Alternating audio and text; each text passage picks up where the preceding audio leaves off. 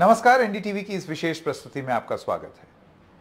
सबको स्वास्थ्य की सुविधाएं मिले, अच्छी सुविधाएं मिले, जब उनको जरूरत हो तब मिले, और इस वजह से लोग ना सोचें कि मैं इलाज नहीं करवा पा रहा हूं क्योंकि पैसा नहीं है। अब यही तो सपना होता है ना। आप सोचिए, इतनी बेसिक सी चीज लोगों के लिए सपना बन गई। तो अब राष्ट्रीय स्तर पर ऐसा बताया जा रहा है कि एक आयुष्मान भव योजना सामने आई है। ये योजना क्या करेगी, इससे संबंधित कुछ सवाल भी हैं। क्या ये सफल हो पाएगी उस तरीके से जैसे सोचा है? क्योंकि सोचते तो हर कोई है ये हो, लेकिन क्या ऐसा होगा जमीन पर? इससे और इसके अलावा कुछ और जरूरी महत्वपूर्ण मुद्दों पर बात करने के लिए हमारे साथ खुद स्वास्थ्य मंत्री डॉक्टर मनसुख मंडाविया हैं। नमस्ते डॉक्टर मंडाविया, बहुत बहुत धन्यवाद। सबसे पहली बात तो G20 का सफल आयोजन हुआ है, उसमें और सेक्टर्स तो जो तमाम हैं सो हैं। हमने, अगर आप बायोफ्यूल की बात कर लें तो बायोफ्यूल अलायंस भी हो गया। स्वास्थ्य संबंधित मैं आपसे जानना चाह रहा था कि उसमें की टेकअवेज आपको क्या लगते हैं, क्या है? G20 की सफलता जो मोदी जी के नेतृत्व में देश को मिली है, उसमें हेल्थ एक महत्वपूर्ण विषय है। कोविड के बाद दुनिया में हेल्थ इस चर्चा का विषय रहा है और हेल्थ फोकस विषय के रूप में देखा जा रहा है। हमारे 3 प्रायोरिटी थी। एक, मेडिकल काउंटर मेजर, यानी कि दुनिया को मेडिसिन और वैक्सीन सभी को मिलनी चाहिए, हेल्थ एक्सेसिबल होनी चाहिए, हेल्थ अफोर्डेबल होनी चाहिए। दूसरा, हमारी प्रायोरिटी थी डिजिटल हेल्थ मिशन, यानी कि डिजिटल टेक्नोलॉजी का उपयोग देश के नागरिक की स्वास्थ्य को बनाए रखने में कैसे हो सकता है। तीसरी हमारी प्रायोरिटी थी, जब पेंडेमिक जैसी स्थिति होती है तो उसके लिए पहले से ही तैयारी होनी चाहिए, और उसके लिए इक्वलिटी कैसे हो, दुनिया में सभी लोगों को पेंडेमिक की स्थिति में एक दूसरे देश उसको कैसे मदद करे और सब लोग साथ में मिलकर पेंडेमिक का सामना कैसे करें। फॉर एग्जांपल, हमने देखा ये पेंडेमिक में विश्व के 70% पॉपुलेशन को 30% वैक्सीन मिली और 30% पॉपुलेशन को 70% वैक्सीन मिली। ऐसा नहीं होना चाहिए। तो भारत की प्रायोरिटी थी, ये तीनों प्रायोरिटी पर विश्व की सहमति बनी, G20 देश समूह की सहमति बनी और सब लोगों ने तीनों एजेंडा को सर्वसम्मति से स्वीकृत किया। ये हमारे लिए बहुत बड़ी सफलता है। आज डिजिटल टेक्नोलॉजी में इंडिया लीड करने लगा है। डिजिटल हेल्थ में आज देखो, दुनिया ने देखा, जब दुनिया राइटिंग में कोविड वैक्सीनेशन सर्टिफिकेट लेके घूमता था, तब भारत कोविन ऐप के द्वारा वैक्सीनेटेड व्यक्ति का सर्टिफिकेट देता था। एयरपोर्ट पे जाके उसको हैंड राइटिंग सर्टिफिकेट की आवश्यकता नहीं थी, वो केवल ऐप ओपन करते थे और my self is vaccinated, first dose, second dose, वो सर्टिफिकेट दिखाते थे। आज ई संजीवनी प्लेटफॉर्म के द्वारा देश के हेल्थ एंड वेलनेस सेंटर पर लास्ट पैदाने पर रह रही व्यक्ति को स्पेशलिस्ट डॉक्टर की टेली कंसल्टेशन के द्वारा सुविधा उपलब्ध होती है, और डिजिटल टेक्नोलॉजी की कमाल है। तो डिजिटल हेल्थ को हमारी प्रायोरिटी को मान्यता देते हुए WHO जिनीवा में एक सेंटर भी, डिजिटल हेल्थ के लिए काम करने के लिए एक सेंटर भी ओपन किया। तो ये हमारी सफलता है। आने वाले दिनों में हेल्थ सेक्टर में और आगे क्या कर सकते हैं, ये तीनों प्रायोरिटी में उसमें दुनिया के G20 देशों की सम्मति बनी। बिल्कुल। अब इससे पहले कि हम ये आयुष्मान भव, क्योंकि अभी ये हाल फिलहाल ही हमने देखा राष्ट्रपति ने इसको शुभारंभ किया, इससे पहले कि हम उसके बारे में बात करें, कुछ सवाल डॉक्टर मंडाविया मैं आपसे नीपा के बारे में पूछना चाहता हूं।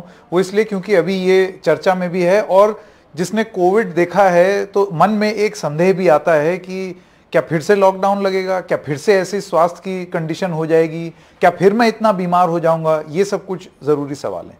सबसे पहली बात मैं आपसे ये जानना चाहता हूं कि आप इस देश के लोगों को निपा वायरस के स्केयर के बारे में क्या बताना चाहते हैं? मैं आपको निपा वायरस के केयर के बारे में ये एश्योर करना चाहूँगा कि कोविड क्राइसिस ने हमें बहुत कुछ सिखाया और हमने उसमें से सीखा।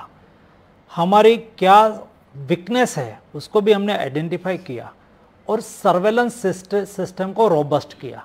आज लास्ट माइल पर एक गांव में कौन सा डिसीज चल रहा है उसका चैनल सर्वेलेंस करके तुरंत ही रिपोर्ट हमारे कमांड सेंटर में आती है।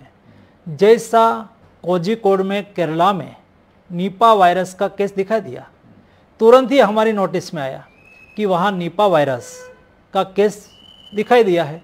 तुरंत ही हमारे यहाँ से टीम चली गई, तुरंत ही उसकी एसओपी है उसको इम्प्लीमेंट किया गया। तुरंत ही सेंट्रल गवर्नमेंट और स्टेट गवर्नमेंट दोनों ने साथ में मिलकर क्या क्या प्रिकॉशन लेना है तुरंत ही लिया गया।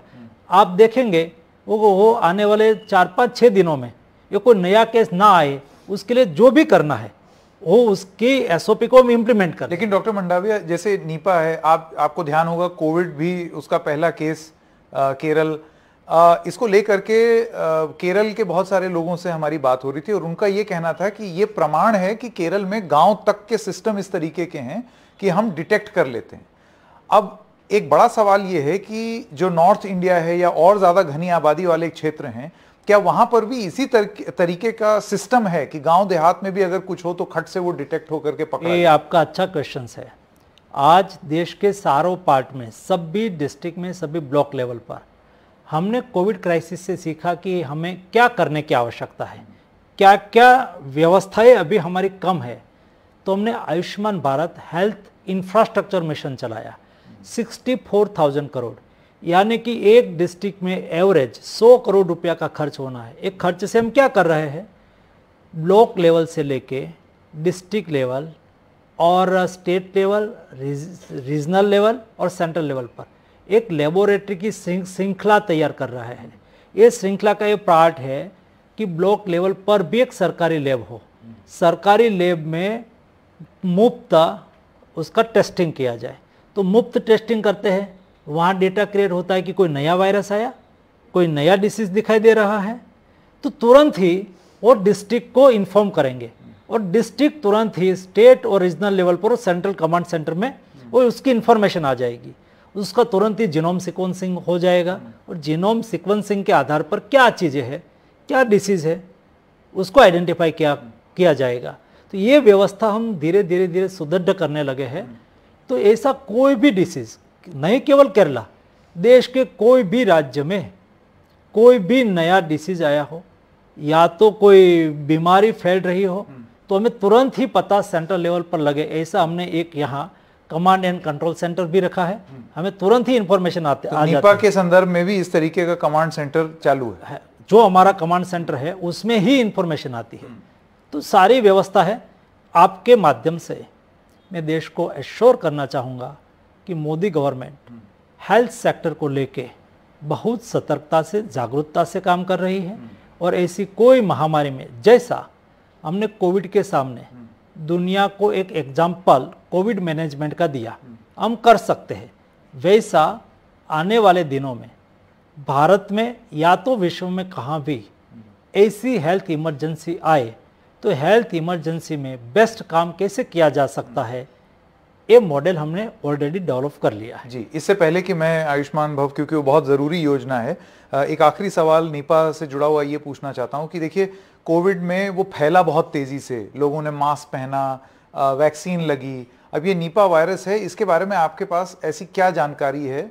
क्योंकि जाहिर सी बात है जब लोग ये बात सुनते हैं ना कि ये कोविड से भी डेडली है, तो मन में बहुत सारे सवाल आते हैं कि अब क्या दोबारा मास्क पहनना पड़ेगा, अब क्या फिर लॉकडाउन लगेगा, अब क्या फिर कोई दवाई या वैक्सीन लगानी पड़ेगी, अपने आप को कैसे बचाएं, क्या सिम्टम्स हैं जो अगर हो गए तो हम जाएं, चलें अपना जांच करा लें? उसमें कोविड से थोड़ा सा अलग है। कोविड वायरस जिस तेजी से फैलता है ऐसा इस तेजी से नहीं फैलता है। एक ये चामा चिड़िया में से फैलता है, चामा चिड़िया करके जो फ्लाई आता है उससे फैलने वाला वो डिसीज है। और जहाँ चामा चिड़िया ज़्यादा होते हैं ऐसे, और वो भी ये रोगग्रस्त हो गया हो तो ये फैलने की संभावना रहती है। उसमें थोड़ा सा हेडेक होता है, बुखार आती है, ऐसा 2-3 सिम्टम उसमें होता है। और ये जिस एरिया में फैलता है तो ट्रेसिंग करके हम तुरंत ही एरिया को आइडेंटिफाई कर लेते हैं।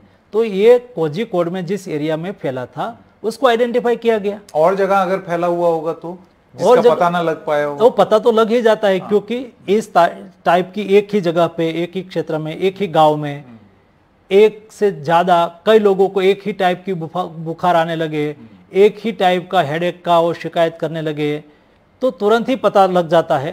140 टेम्परेचर रहे फिर डाउन ही ना हो तो तुरंत ही पता चल जाता है, तो उसको तुरंत ही सर्वेलेंस करके टेस्ट करके आज तो भारत के पास वर्ल्ड क्लास वायरल डिसीज को टेस्ट करने वाली लेबोरेटरी है।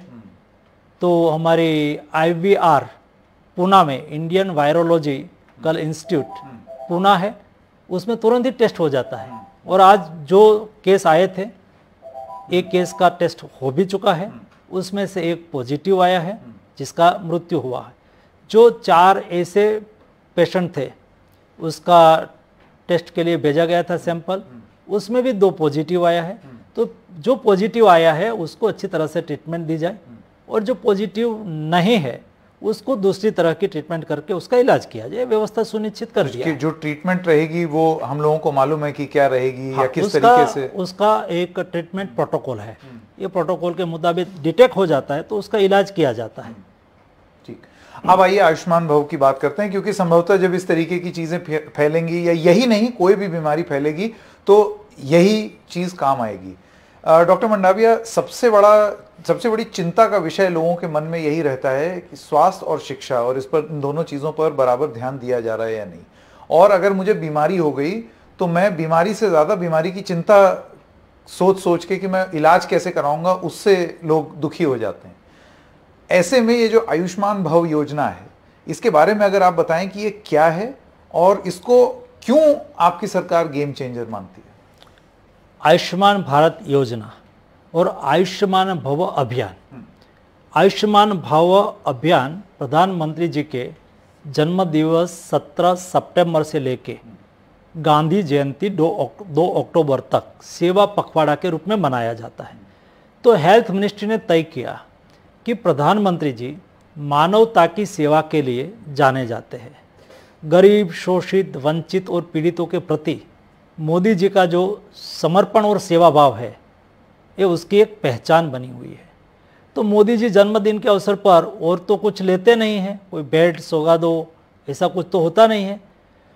तो हम मोदी जी के प्रति कैसे कृतज्ञता व्यक्त करें? हमने तय किया है कि देश के NGO, देश के इंडिविजुअल लोग, देश के स्वैच्छिक संस्थाएं, सब लोग ये 15 दिन तक सेवा का कार्य करें। सेवा के कार्य में हेल्थ को लेके क्या करें? तो हमने तय किया कि देश में 1,60,000 हेल्थ एंड वेलनेस सेंटर है, वहाँ आरोग्य मेला लगेगा। NGO जाके उसके साथ जुड़े, सामान्य जनता जाके जुड़े, वहाँ पेशेंट आए उसको मदद करे, जो कोई बीमार है गांव में तो उसको वहाँ ले जाए और वहाँ हेल्थ मेला लगेगा। उसके बाद एक हेल्थ एंड वेलनेस सेंटर पर हेल्थ मेला लगा, उसके बाद कम्युनिटी हेल्थ सेंटर यानी कि ब्लॉक लेवल पर हमारे देश में 707 से अधिक मेडिकल कॉलेज है।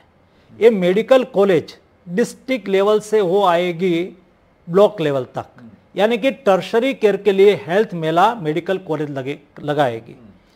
देश के सुपर स्पेशलिस्ट डॉक्टर वो सामने से आएगा ब्लॉक लेवल पर हेल्थ कैंप में, वहाँ वो मुफ्त में हमारे पेशेंट का एग्जामिनेशन करेगा, उसका डायग्नोसिस करेगा, उसकी ट्रीटमेंट करेगा, और आवश्यकता होगी तो उसको मेडिकल कॉलेज में ले जाके वहाँ उसका ऑपरेशन भी करेगा आयुष्मान भारत योजना के तहत। तीसरा आयुष्मान भव अभियान का हमारा कंपोनेंट है जो आपने कहा, वो है आयुष्मान भारत कार्ड क्रिएशन, यानी कि आयुष्मान आपके द्वार कैंपेन हम चलाना चाहते हैं। देश में जो लोग नहीं जानते उनको ये बता दें, आयुष्मान कार्ड मतलब एक तरीके का लोगों का हेल्थ इंश्योरेंस। आयुष्मान कार्ड यानी कि प्रधानमंत्री जी का 5 लाख तक का एक परिवार को 1 वर्ष में मुफ्त इलाज की गारंटी। तो ये मुफ्त इलाज की गारंटी है, बहुत बड़ी महत्वपूर्ण योजना है। एक बार ओबामा ने अमेरिका के 10 करोड़ नागरिकों को हेल्थ सिक्योरिटी देने के लिए योजना चलाई थी, वो ओबामा केयर करके दुनिया में पॉपुलर हुई। ये प्रधानमंत्री जी की 60 करोड़ देश के गरीब लोगों के लिए हेल्थ सिक्योरिटी है, बहुत बड़ा अभियान है। और एक आज़ादी के बाद एक ऐसा अभियान है जो अभियान ने समानता लाई हो, गरीब और अमीर के बीच में जो असमानता है उसको खत्म कर दिया। कैसे? आज अपोलो हॉस्पिटल हो, एक अमीर परिवार, उसके जेब में पैसा होता है, वो वहाँ इलाज कराने के लिए जाते हैं, जाना चाहिए, उसमें कोई दिक्कत नहीं। लेकिन ये ही अपोलो अस्पताल में आयुष्मान भारत योजना के लाभार्थी गरीब व्यक्ति आयुष्मान कार्ड लेके वहाँ चला जाता है, तो उसका भी इलाज, चाहे एक अमीर परिवार का इलाज होता है, जो डॉक्टर एक अमीर परिवार का अमीर व्यक्ति का इलाज करता है, यही डॉक्टर आयुष्मान भारत योजना के लाभार्थी गरीब व्यक्ति का भी इलाज करेगा।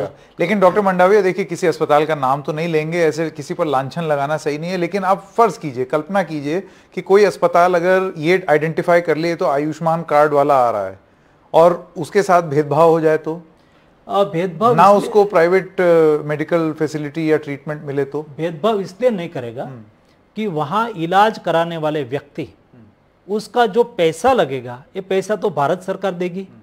तो पैसा भारत सरकार उसको तब देगी जब लाभार्थी कहे कि मेरा इलाज अच्छी तरह से संतोषकारक रूप में हो गया है, तो वो स्वाभाविक तौर पर हम उसको पेमेंट दे देते हैं। दूसरा, हमारा पैकेज, वो प्राइवेट प्रैक्टिस करते हैं या तो प्राइवेट लोगों के लिए जो खर्च लगता है वो ही हमारा पैकेज है, तो अस्पताल को उससे पैसा मिलता है, तो वो गरीब का इलाज करे या तो अमीर का करे, उसको तो कोई फर्क नहीं पड़ता है। जब कोई अमीर का इलाज करता है तो अमीर के जेब से पैसा जाता है, कोई गरीब का इलाज होता है तो मोदी जी की भारत सरकार की तिजोरी से पैसा जाता है। फर्क इतना ही है। इसलिए मेरा अनुभव है 24,000 से अधिक हॉस्पिटल सरकारी और प्राइवेट इस योजना में जुड़ी हुई है। आज मैं देख रहा हूँ डेली 10-15 नई अस्पताल जुड़ रही है। उससे दो फायदा है। एक तो अस्पताल को एश्योर्ड काम मिल जाता है, भारत सरकार का सरकारी अस्पताल से जो अस्पताल पर बर्डन है वो कम होता है, और लाभार्थी जो इच्छे वहां जाके इलाज करवा सकता है। तो ये आयुष्मान भव कैंपेन में, अभियान में, हम आयुष्मान आपके द्वार 3.0 चालू कर रहा है। घर घर जाके कोई भी व्यक्ति ऐप पर आयुष्मान भारत योजना के लाभार्थी का कार्ड क्रिएट करके उसको कार्ड दे सकता है। ये एक महत्वपूर्ण बात आप कह रहे हैं डॉक्टर मंडाविया। ये मेरा सवाल ये है कि लोगों को पता कैसे चले, जैसे कि राजस्थान में एक इसी चीज को लेकर के एक योजना चल रही है, वहां पर भी एक कैंप लग रहा है।